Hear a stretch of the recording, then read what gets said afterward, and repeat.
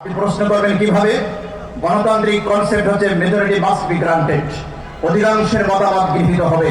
আমি আপনাকে প্রশ্ন করতে চাই, প্যালেস্টাইনকে স্বাধীন রাষ্ট্র হিসেবে স্বীকৃতি দেওয়ার জন্য বিশ্বের অধিকাংশ রাষ্ট্রের মতামত আছে না নাই? জনগণ আছে না নাই? তাহলে প্যালেস্টাইন স্বাধীন রাষ্ট্র হিসেবে জাতিসংঘের স্বীকৃতি কেন হচ্ছে না? ওই যে 4 মোড়ল ওখানে বসে আছে, ওই 4 মোড়লের কোন এক মোড়ল যদি ভেটো দেয় তাহলে ওইটা কার্যকর হয় না।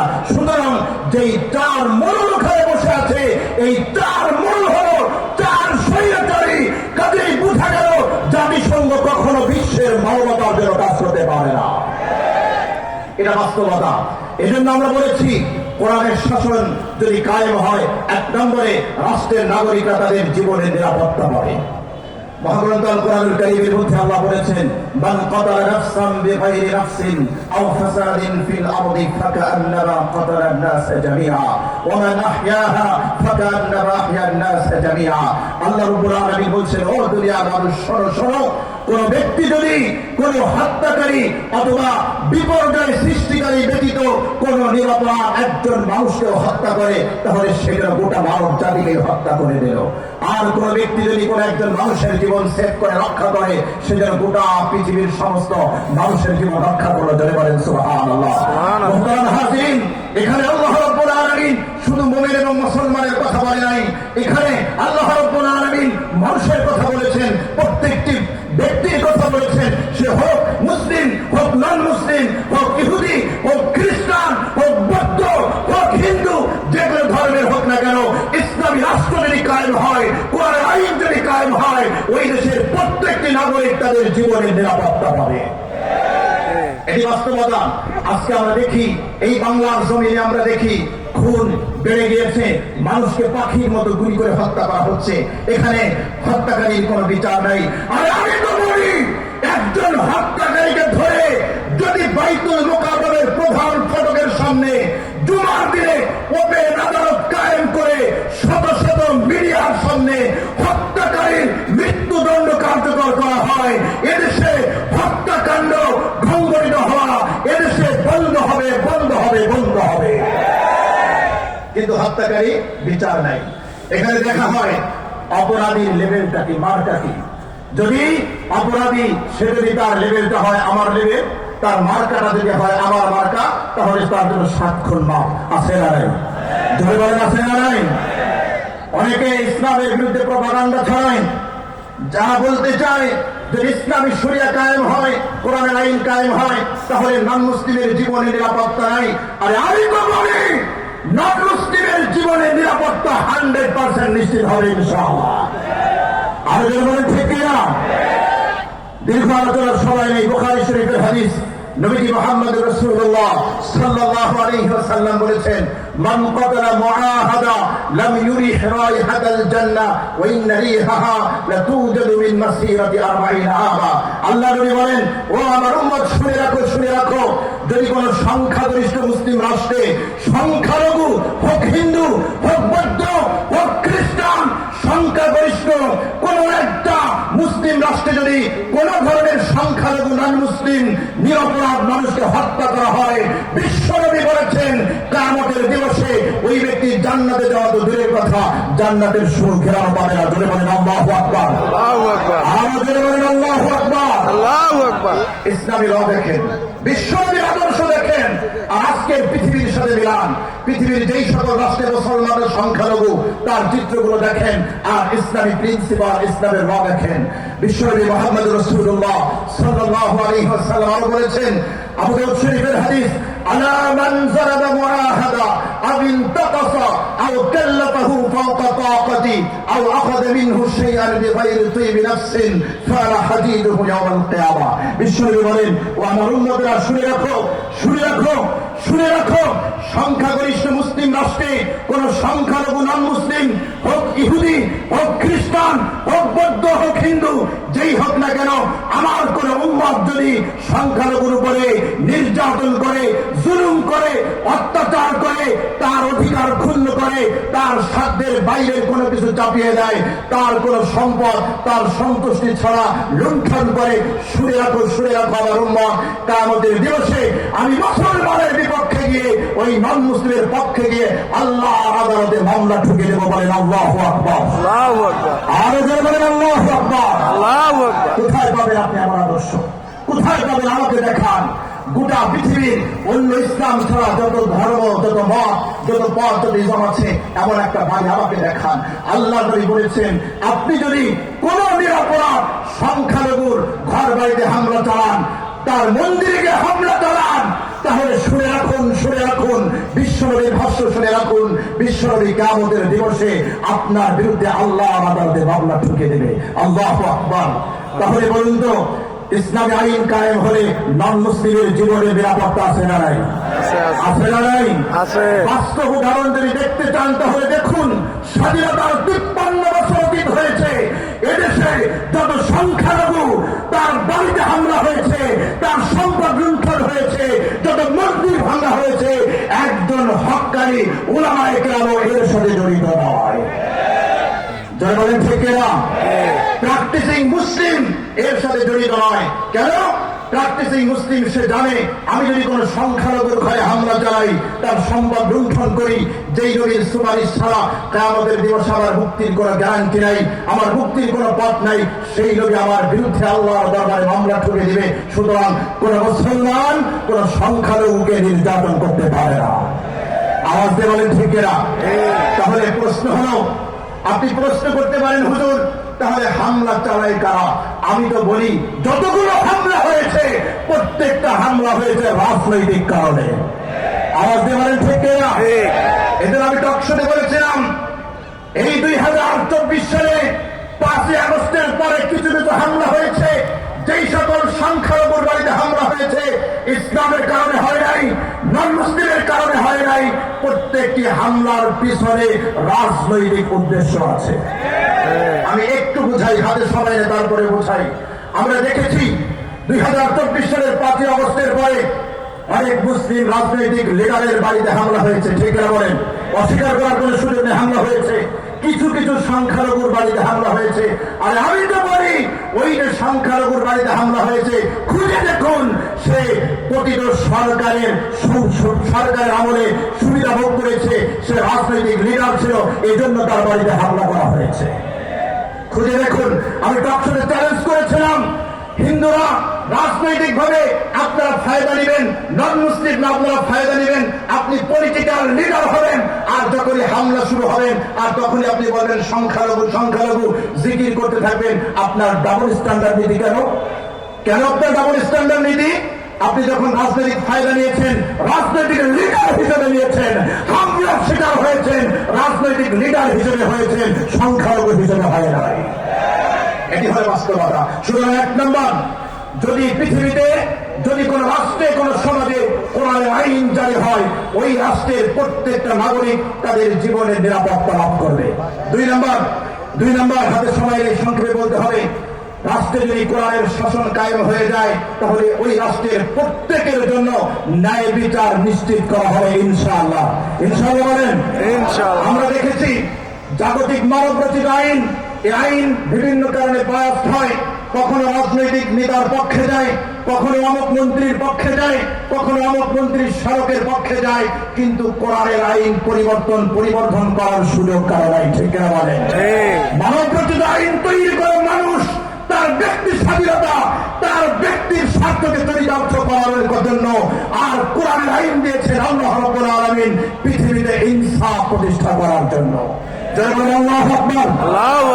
আর কোরআন আমাদেরকে জানিয়ে দিয়েছে, কোরআনের আইন যদি কায়েম হয়, এখানে দেখা হবে না কে আমির, কে ফকির, কে রাজা, কে প্রজা, কে শিক্ষিত, কে অশিক্ষিত, কে ধনী, কে গরিব, কে আপন, কে পর, কিচ্ছু দেখা হবে না। প্রত্যেকের জন্য ন্যায় বিচার নিশ্চিত করা হবে ইনশাআল্লাহ। ইনশাআল্লাহ। মহাগ্রন্থ কোরআনুল কারীমের মধ্যে আল্লাহ রাব্বুল আলামিন জানিয়ে দিয়েছেন, ইয়া আইয়ুহাল্লাযীনা আমানু কুনু কাওয়ামিনা বিল কিসতি শুহাদাআ লিল্লাহ ওয়ালাউ আলা আনফুসিকুম আবিল ওয়ালিদাইনি ওয়াল আকরাবিন। আল্লাহ রাব্বুল আলামিন বলেন, হে দুনিয়ার বিশ্বাসীরা, শুনে রাখো, তোমরা আল্লাহর সাক্ষী স্বরূপ দুনিয়াতে ইনসাফ প্রতিষ্ঠাকারী হয়ে যাও। এই ইনসাফ করতে গিয়ে যদি তোমার নিজের বিপক্ষে যায়, যদি তোমার বাবার বিপক্ষে যায়, যদি তোমার নিকটাত্মীয়ের বিপক্ষে যায়, কোনো পাওয়া নাই। কোন ধনীর বিপক্ষে যায়, কোন গরিবের বিপক্ষে যায়, কোনো পাওয়া নাই। ইসলামী আইন বাস্তবায়ন হলে রাষ্ট্রের প্রত্যেকটি নাগরিকের জন্য ন্যায় বিচার নিশ্চিত করা হবে ইনশাআল্লাহ সুম্মা ইনশাআল্লাহ। এই বিশ্বের ইতিহাস, ইসলামের ইতিহাস তার প্রমাণ। ইতিহাসটা সবাই আমার হাতে নাই। আল্লাহ রাব্বুল আলামিন এই পৃথিবীতে কোরআন দিয়েছেন প্রত্যেকটি মানুষকে ন্যায় বিচার নিশ্চিত করার জন্য। এজন্য কোরআন আমাদেরকে বলছে, ওয়াইন হাকামতা ফাহকুম বাইনাহুম বিল কিসত ইন্নাল্লাহা ইউহিব্বুল মুকসিতিন। হাবিব, আপনি যদি ইহুদি খ্রিস্টানদের মধ্যে ফয়সালা করেন, বিচার করেন, আপনাকে ইনসাফ করতে হবে। শুধুমাত্র ইহুদি, শুধুমাত্র খ্রিস্টান, এজন্য তারা ইনসাফ পাবে না, এটা হতে পারে না। আমরা দেখি নববী জীবনে জ্বলন্ত উদাহরণ আছে। সহিহ বুখারীর হাদিস, মক্কা বিজয় হয়েছে, ইসলামী হুকুমত কায়েম হয়েছে, কোরআন আইন কায়েম হয়েছে। মক্কার সম্ভ্রান্ত একটা ফ্যামিলি মাকসুমি করতেন। একজন নারী নাম হলো ফাতেমা, চুরি করেছে। সম্ভ্রান্ত ফ্যামিলির মেয়ে ফাতেমা চুরি করেছে। তারা চিন্তা করলো কোরআনের বিধান হলো হাত কাটা, চুরি প্রমাণিত হয়েছে, আল্লাহ রাসূলের কাছে বিচার গিয়েছে, এই মহিলার হাত কেটে দেওয়া হবে, কি করা যায়? তারা খুঁজে বের করলো। তারা ভেবেছিল দুনিয়ার অন্য রাজার মতো, অন্য সোসাইটির মতো সুপারিশ কোন আইন পরিবর্তন হতে পারে। এই জন্য খুঁজে বের করলো কার মাধ্যমে রসুলকে সুপারিশ করা যায়। খুঁজে খুঁজে আল্লাহ রসুলের প্রিয় হযরত উসামা রাদিয়াল্লাহু তাআলা আনহু তাকে খুঁজে বের করা হয়েছে। বুখারীর শব্দ হিব্বু রাসূলিল্লাহ, আল্লাহ রসুলের অত্যন্ত প্রিয় ছিলেন। উসামা ছোট ছেলে, বালক ছেলে, বুঝতে পারে নাই মক্কার মাকসুমি করতে। লিডার রয়েছে, উসামাকে বলল, ও উসামা শোনো শোনো, আমাদের সম্ভ্রান্ত মহিলা চুরি করেছে। এখন আল্লাহ রসুল যদি হাত কেটে দেয় আমাদের ইজ্জত মান সব নষ্ট হয়ে যাবে।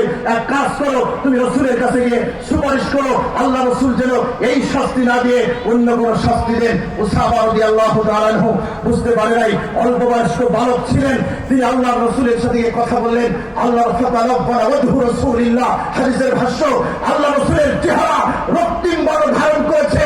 নবীজি বললেন, উসামা আতাশফু হাদ্দা মিন হুদুদিল্লাহ, এত বড় স্পর্ধা তোমার আল্লাহর হদের ব্যাপারে, তুমি সুপারিশ করতে আসো, শুনে রাখো, সাবধান হয়ে যাও। উসামা রাদিয়াল্লাহু তাআলা আনহু বললেন, ইয়া রাসূলুল্লাহ, আমি বুঝতে পারি নাই, আপনি আমার জন্য ক্ষমা প্রার্থনা করেন। আল্লাহ রাসূল সন্ধ্যাবেলা সাহাবায়ে কেরামকে জমা করলেন, একত্রিত করলেন, ভাষণ দিলেন।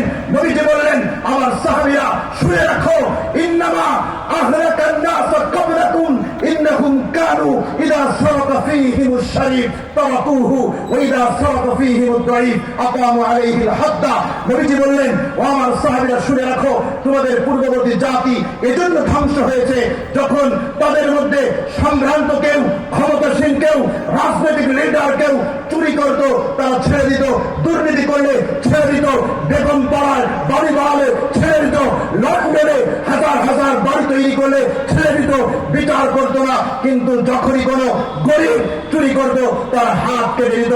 এরপরে বিশ্বনবী বললেন, ওয়াল্লাযী নাফসু মুহাম্মাদিন বিয়াদি, ও আমার সাহাবীরা শুনে রাখো, ওই সত্তার কসম যার হাতে আমার প্রাণ, ওই সত্তার কসম যার হাতে আমার প্রাণ, লাউ আন্না ফাতিমাতা বিনতা মুহাম্মাদিন সারাকাত লাকাতাতু ইয়াদাহা। আরে আজকে মাকসুমি করতে নেমে ফাতেমা নয়, যদি মুহাম্মাদের মেয়ে ফাতেমা চুরি করতো, আমি রাসূল তার হাত কেটে দিতাম। জোরে বলেন আল্লাহু আকবার, আল্লাহু আকবার, আরো জোরে বলেন আল্লাহু আকবার, আল্লাহু আকবার। That is Islami law, that is Islami principal. এখানে দেখার বিষয় নাই কে মাকসুমি করতে মেয়ে, কে রাষ্ট্রপ্রধানের মেয়ে, কে কি চিফ জাস্টিসের মেয়ে, কোনো কিছু দেখার সুযোগ নেই। এখানে দেখতে হবে কে অপরাধী। অপরাধী আর কোনো পরিচয় হতে পারে না, সন্ত্রাসী আর কোনো পরিচয় হতে পারে না, চাঁদাবাজের কোনো পরিচয় হতে পারে না। তার একটাই পরিচয়, ও সন্ত্রাসী, ও চাঁদাবাজি, ঠিক না বলে? যতক্ষণ পর্যন্ত বাংলার জমিনে বাংলাদেশের মানুষ এ কথা স্বীকৃতি না দিবে, চাঁদাবাজের একটাই পরিচয় সে চাঁদাবাজি, সন্ত্রাসের একটাই পরিচয় সে সন্ত্রাসী, ততক্ষণ পর্যন্ত বাংলা জমিন থেকে চাঁদাবাজি আর সন্ত্রাসী বন্ধ হবে না। সময় হাতে নাই। 2 নম্বর, কোরআনের আইন যদি বাস্তবায়ন হয় এদেশের প্রত্যেকটা নাগরিক ন্যায় বিচার পাবে। 3 নম্বর, ইসলামের বিরুদ্ধে প্রোপাগান্ডা ছড়ানো হয়, যদি ইসলাম কায়েম হয়ে যায়, কোরআনের আইন যদি বাস্তবায়ন হয়ে যায়, তাহলে সংখ্যালঘুরা নন মুসলিমরা তারা তাদের ধর্মীয় স্বাধীনতা ভোগ করতে পারবে না, তাদেরকে জোর করে কনভার্টেড মুসলিম বানানো হবে। আমি বলতে চাই এটা ইসলামের বিরুদ্ধে প্রোপাগান্ডা, ইসলামের বিরুদ্ধে অপপ্রচার। ইসলামের ইতিহাস দেখুন, মদিনায় ইসলাম কায়েম হয়েছে। যদি এটাই হতো ইসলাম কায়েম হলে নন মুসলিমরা থাকতে পারবে না, তাদেরকে মুসলিম হতে বাধ্য করা হবে, তাহলে হিজাবে কোনো মুসলমান থাকতো না। আপনারা দেখবেন ভারতবর্ষে মুঘলরা শত শত বছর শাসন করেছে, যদি তাই হতো ভারতে কোনো হিন্দু থাকার কথা ছিল না। এবার কোরআনের ঘোষণা শুনুন, আল্লাহ বলছে লা ইকরাহা ফিদ্দিন ক্বাদ তাবায়্যানা রুশদু মিনাল গায়য়ি। শুনে রাখো দুনিয়ার মানুষ, আল্লাহ বলছেন দ্বীনের ব্যাপারে জবরদস্তি নেই। কোন মানুষকে জোর করে আপনি কনভার্টেড করবেন, জোর করে মুসলমান বানাবেন, আপনি মুসলমানের লিবাস ধারণ করতে পারেন, আপনি প্রকৃত মুসলমান হতে পারবেন না। ইসলাম বিকশিত হয় তার আদর্শে, ইসলাম বিকশিত তরবারির জন্য হয় না। এটা ভিন্ন টপিক, আজকের দিকে যাওয়া যাবে না। সুতরাং আমরা বলতে চাই যদি ইসলাম কায়েম হয়ে যায়, কোরআনের আইন কায়েম হয়ে যায়, প্রত্যেক ব্যক্তি তার ধর্মীয় স্বাধীনতা ভোগ করবে। ঠিক কিনা বলেন? আর বিশ্বব্যাপী তো তাই বলেছেন, সামরিক অবস্থায় নয়। আল্লাহর নবী যখন মুসলমানদের বাহিনী পাঠাবেন যুদ্ধে, বহু হাদিস আছে, আল্লাহ রাসূল যখন উপদেশ দিতেন সাহাবায়ে কেরামকে বলতেন, ও আমার সাহাবীরা শুনে রাখো, লা তাহরিকু কানিসা, শুনে রাখো শুনে রাখো, যুদ্ধে যদি তোমরা বিজয়ী হও, খবরদার খবরদার কোন গির্জাকে তোমরা জ্বালাতে পারবে না। আল্লাহ রাসূল বলে দিতেন, লা তাকতুলু আসহাবাস সালামে, ও আমার সাহাবীরা শুনে রাখো, যুদ্ধে যদি তোমরা বিজয়ী হও, তাহলে খবরদার খবরদার ওই পাদ্রী যারা গির্জায় থাকে, যারা মন্দিরে থাকে, তাদেরকে তোমরা হত্যা করতে পারবে না। এ হলো ইসলামী আদর্শ। ইসলাম বলে নন মুসলিম যেই হোক না কেন, হিন্দুদের পাদ্রী, হিন্দুদের পণ্ডিত হোক, ইহুদিদের পাদ্রী হোক, খ্রিস্টানদের পাদ্রী হোক, তাদেরকে হত্যা করা যাবে না। আর আজকে আধুনিক গণতান্ত্রিক রাষ্ট্রে আমরা দেখি ইসলামী স্কলারদেরকে খুঁজে খুঁজে তাদেরকে গুম করা হয়। ইসলাম বলে নন মুসলিম ধর্মের পণ্ডিতদেরকে নিরাপত্তা দাও, আর ওরা ওদের নীতি হলো ইসলামী স্কলারদেরকে জঙ্গিবাদী মৌলবাদী তকমা দিয়ে তাদেরকে গুম করো, তাদেরকে আয়না ঘরে পাঠাও। ঠিক করে বলেন? সুতরাং পৃথিবীতে যদি কোরআনের শাসন কায়েম হয়ে যায়, তাহলে ধর্মীয় স্বাধীনতা 100% ভোগ করতে পারবে। তিনটা বললাম। 4 নম্বর, প্রত্যেক ব্যক্তি তার সম্পদ রক্ষার নিরাপত্তা পাবে। 5 নম্বর, প্রত্যেক ব্যক্তি তার স্বাধীনতা সম্পূর্ণভাবে ভোগ করতে পারবে। 5 নম্বর, প্রত্যেক ব্যক্তি পেশা গ্রহণের স্বাধীনতা পাবে। 6 নম্বর, প্রত্যেক নারী তার ইজ্জত, তার সম্পদ নিয়ে বাঁচতে পারবে। কোন নারীর দিকে, কোন মায়ের দিকে ফিরে তাকানোর দুঃসাহস কোন কুলাঙ্গারের হবে না। ঠিক বলে মুসলমান। শেষ কথা বলে যাই, শাসন দুইটা, একটা হচ্ছে আল্লাহর শাসন, আরেকটা হচ্ছে জাহিল যুগের শাসন। কোরআন বলছে আফা হুকমাল জাহিলিয়াতি ইয়াবগুন ওয়া মান আহসানু মিনাল্লাহি হুকমান লিকাওমিন ইউকিনুন। তারা কি আল্লাহর শাসন বাদ দিয়ে জাহেলের শাসন মূর্খের শাসন খোঁজে? সুতরাং আমি বলতে চাই শাসন দুইটা, আইন দুইটা, একটা হচ্ছে আল্লাহর শাসন, আরেকটা হচ্ছে মূর্খদের শাসন। আপনি কি আল্লাহর আইনের পক্ষে থাকবেন, আল্লাহর শাসনের পক্ষে থাকবেন, নাকি মূর্খদের শাসনের পক্ষে থাকবেন? সিদ্ধান্ত আপনাকে নিতে হবে। কারা কারা আল্লাহর শাসনের পক্ষে হাত উঁচু করে আল্লাহকে দেখায়?